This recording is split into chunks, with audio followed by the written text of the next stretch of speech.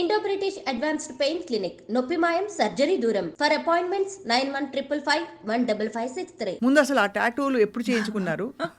Yeah, I think they are like work in progress kind of a thing. So Oh, yearly ఇంకా? one or like that, you know, I started them in 2009 or something. So gradually గా ఒకటి add అవుతూ వెళ్తుంది. నాకు ఎప్పుడు doubt, టాటూలు అలా పెట్టుకుని తీసేయచ్చా మళ్ళీ వద్దనుకుంటే, ఒక రోజు ఈ డిజైన్ బాగాలేదు అనుకుంటే? No, I think these are something మనతో పోయేటప్పుడు ఏమి పట్టుకెళ్ళమని అనుకుంటాం కదా. These are the only things I think మనము we carry them to టాటూలు the grave. పట్టుకెళ్తామా? We carry to the grave.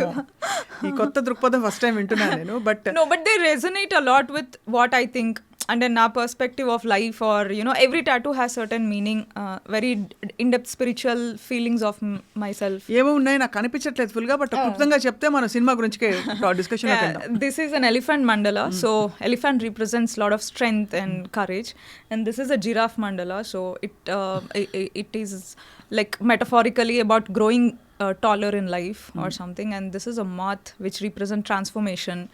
So అలా ఒకటొకటి నేను ఆ మైండ్ సెట్లో ఉన్నప్పుడు when I feel like having like go and have. Elephant giraffe we can relate, height weight మాకు ఉంది కాబట్టి మేము టాటూలు వేసుకోం. నాకు అది లేదు కాబట్టి like I wanted to feel those. So అది, but anyway on a lighter note we started. But చాలా సీరియస్ ఫిల్మ్స్ పూనుకున్నారు ఫస్ట్. చక్కగా రొమాంటిక్ లవ్ స్టోరీ తీయాలని కానీ ఇంకోటి తీయాలని కానీ ఎందుకు అనిపించలేదు విద్య మీకు? I think for any writer or director మనం తీసే స్టోరీ ఆర్ ఆ ఎమోషన్స్ మనలో నుంచి రావాలి.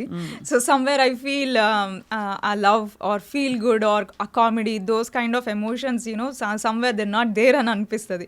So I don't know, I'm more drawn to thrillers and I'm more drawn to serious cinema, which involves a lot of fascination around a lot of emotions.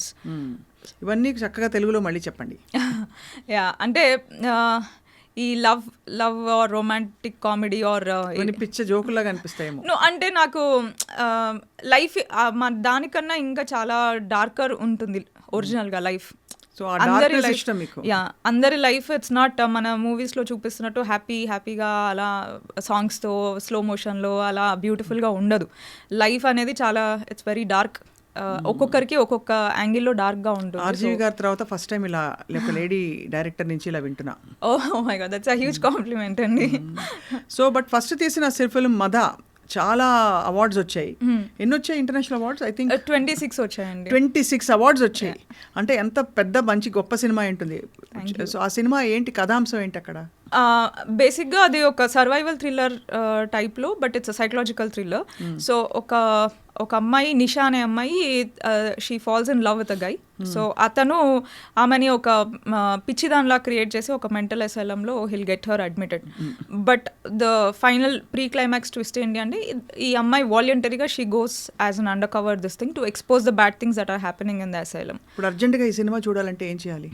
ప్రైమ్లో ఉందండి, Amazon ప్రైమ్లో. మద వెంటనే ఇవాళ చూసేస్తున్నాను నేను. ఎలా మిస్ అయినో తెలియదు, థ్రిల్లర్లు అసలు మిస్ అవ్వను నేను. ఓకే, బట్ ఈ సినిమా మరి ఇలాంటి ఒక థీమ్ ఎలా వచ్చింది మీకు? అంటే ఏమన్నా రియల్ లైఫ్ ఇన్సిడెంట్ చూసారా, ఎక్కడైనా చదివారా, లేక? రియల్ లైఫ్ ఇన్సిడెంట్ ఏం చూడలేదు, బట్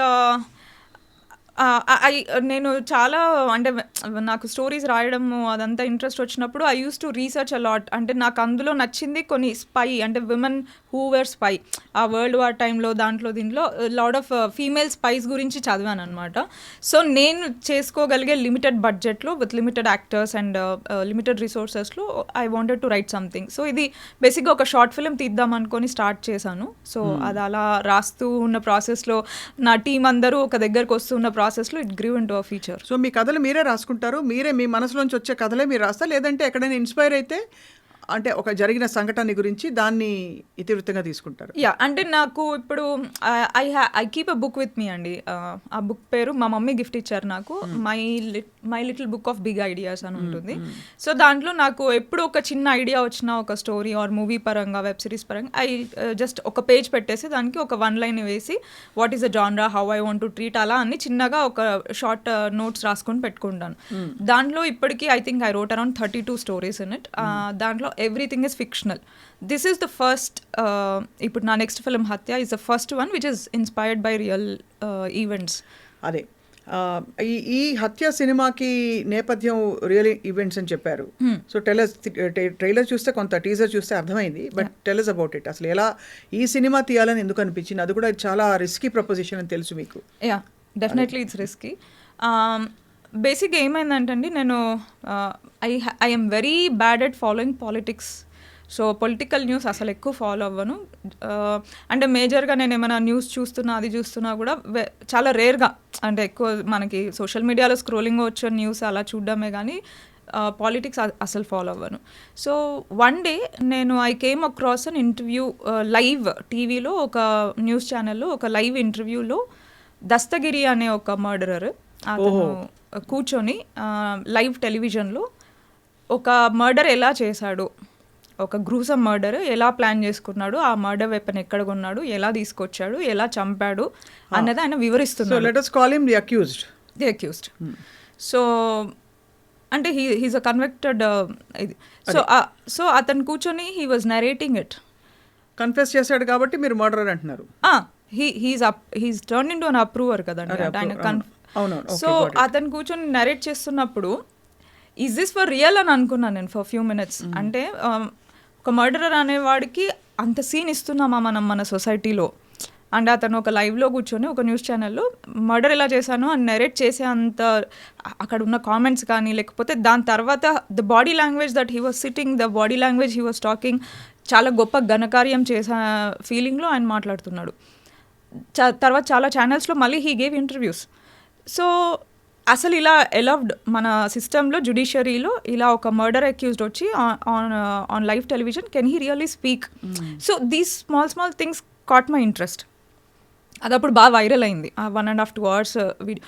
అది మొత్తం కూర్చొని చూసిన తర్వాత నేను as a storyteller, what excites me is going in to the psyche of the characters. So why does a character behave like this in this situation అన్నది నాకు that is the more, I think నేను ఒక character develop చేసేటప్పుడు దానిపైన ఎక్కువ concentrate చేస్తాను. So I was very intrigued by the psyche of this person. ఎందుకు అలా చెప్తున్నాడు, ఎలా చెప్తున్నాడు అని. అవును, అంటే he should be, you know, నాకైతే అబ్నార్మల్ అనిపించింది because I never saw.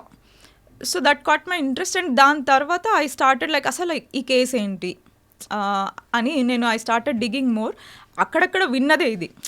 So Vivekananda Reddy గారిని ఇలా ఇంటికి వెళ్ళి చంపేశారు, ఇలా ఉంది. ఓవరాల్గా పైన I know the information about this case. So after looking at this interview నేను దాంట్లో డీప్గా వెళ్ళి I started my research. So first research చేసిన తర్వాత it was becoming very interesting because there are చాలా లేయర్స్ ఉన్నాయండి. అంటే చాలా థియరీస్ ఉన్నాయి, చాలా మంది ఇన్వాల్వ్ ఉన్నారు, ఒక్కొక్కరి నెరేటివ్ ఒక్కొక్కలా ఉంది. So even in the investigation process also, ఒక ఇన్వెస్టిగేషన్ ఒక దారి వచ్చిన తర్వాత సడన్గా అది రీడైరెక్ట్ అవుతుంది. సో ఇలా ఉంటే నేను I started gathering all the information that's there on the social media and న్యూస్లో, పేపర్స్లో. There are many national level journalists also from Wire and all who covered this case in depth.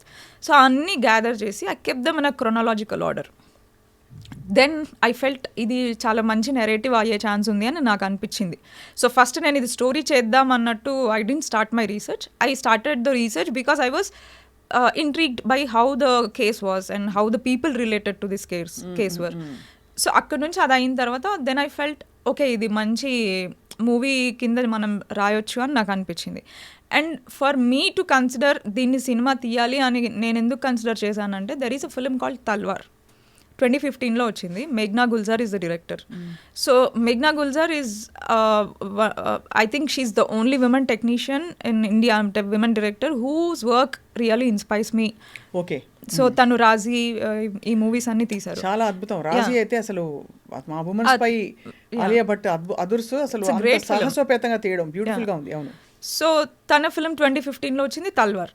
So Talvar movie వచ్చి it's movie based on Aarushi Talwar అని ఒక అమ్మాయి from Delhi. ఆ అమ్మాయిది murder అవుతుంది, double murder. వాళ్ళ ఇంట్లో పనిచేసే అతనిది కూడా మర్డర్ అవుతుంది. అక్కడ కూడా క్రైమ్ సీన్ మొత్తం కాంప్రమైజ్ అవుతుంది. Local cops fail to do proper investigation, they fail to protect the scene. అక్కడ నుంచి అది it gets escalated to CBI. దాంట్లో కూడా మల్టిపుల్ థియరీస్ ఉన్నాయి. పేరెంట్స్ చేశారు ఆర్ ఇక్కడ సైడ్ నుంచి అంటే మైగ్రెంట్ లేబర్ చేశారు, ఇలా చాలా థియరీస్ ఉన్నాయి. నాకు ఆ మూవీ చాలా ఇష్టం because of 2 reasons. One, the way the screenplay was progressing, to the style of making of the film. అవును. ఒక డాక్యూ ఫీచర్ స్పేస్లో ఉంటుంది మూవీ. ఇట్స్ అ వెరీ రియలిస్టిక్గా, అంటే క్యారెక్టర్స్ మాట్లాడే పద్ధతి కానీ లేకపోతే మన మూవీ ముందుకు వెళ్ళే పద్ధతి కానీ చాలా రియలిస్టిక్గా ఉంటుంది. So some day when I think I watch Talvar for 7 to 8 times till now. So every time I watch it, I used to feel someday I should make a film like this. So okay, so first మద ఏమో spy cinema like రాజీ. ఇప్పుడు రెండో cinema Arushi తల్వార్ అనే ఈ ఫిల్మ్కి Yeah. దాదాపు ఒక విధంగా చూస్తే ఒక యువర్ సార్ట్ ఆఫ్ ఒక పాజిటివ్, ఒక ఏకలవ్య శిష్యురల్లా ఫాలో అవుతున్నారు మేఘనా గుల్జార్ గారు. నాట్ రియలీ, అంటే ఇట్ ఫెల్ ఇన్ ప్లేస్ అండి. And it was not never pre planned or anything.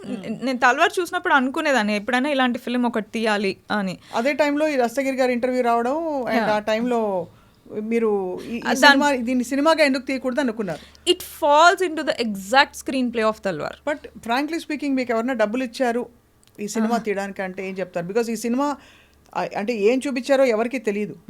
But ఇన్ఎవిటబుల్లీ ఒక కథ చెప్పేటప్పుడు మీరు ఎంత న్యూట్రల్గా తీసినా ఇటో అటో అది స్వింగ్ అవుతుంది. సో వాళ్ళలో మీకు ఏమన్నా ఈ సినిమా తీయమని చెప్పారా? నాట్ రియల్లీ అండి. అంటే నాకు ఫస్ట్ ఆఫ్ ఆల్ అంత పెద్ద కాంటాక్ట్స్ లేవు టు గో, అంటే సినిమా ఫండ్ చేయించుకునే అంత అయితే లేదు కాంటాక్ట్స్. దీనికి ఆల్మోస్ట్ అంటే one of the main producer is Prashant. తను మేజర్ చంక్ అమౌంట్ ఇన్వెస్ట్ చేశాడు. అండ్ ప్రశాంత్ అంటే ఎవరు? తనే ఆర్ట్ డైరెక్టర్. అంటే మీరు ప్రశాంత్ అలా అనేస్తే మాకు ఎలా తెలుస్తుంది ఏ ప్రశాంత్ అని? ప్రశాంత్ కిషోరా అని అడుగుతాం మళ్ళీ. Political got it. సో మిగతా 50% ఆఫ్ ద చంక్ మేము ఒక 23 ఫ్రెండ్స్ కలిసి కొద్దిగా వేసుకొని చేసాము. నాది కూడా ఒక ఇన్వెస్ట్మెంట్ లాగా, which I didn't take any remuneration for my services. I have a profit share in this.